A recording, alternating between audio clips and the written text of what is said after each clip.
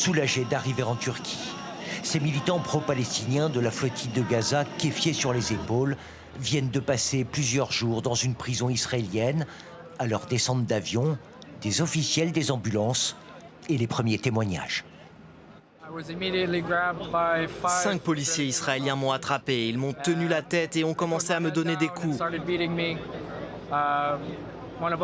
L'un d'eux avait des gants en dur et m'a frappé au visage. C'était l'expérience la plus barbare que j'ai jamais connue. 430 activistes expulsés d'Israël, de nombreuses nationalités, dont 37 Français, certains ne pouvant plus marcher, seront conduits à l'hôpital. On a été torturés pendant 3 jours. Libérez la Palestine.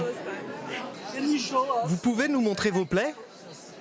Des marques sur le dos qui auraient été infligées à cet homme par les autorités pénitentiaires israéliennes.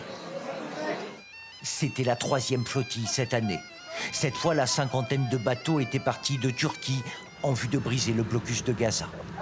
Avant d'être arraisonnés en haute mer par l'armée israélienne, main en l'air, jetant leur téléphone par-dessus bord, tous s'attendaient, une fois arrêtés, à ne pas être ménagés.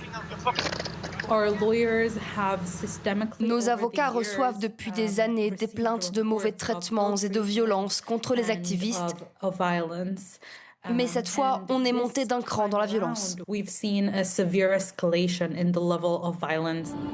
Violence physique, en plus des humiliations.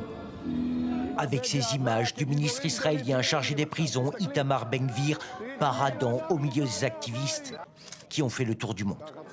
Dans la journée, 36 Français de la flottille devraient regagner l'Hexagone, sauf un, toujours en observation dans un hôpital d'Istanbul.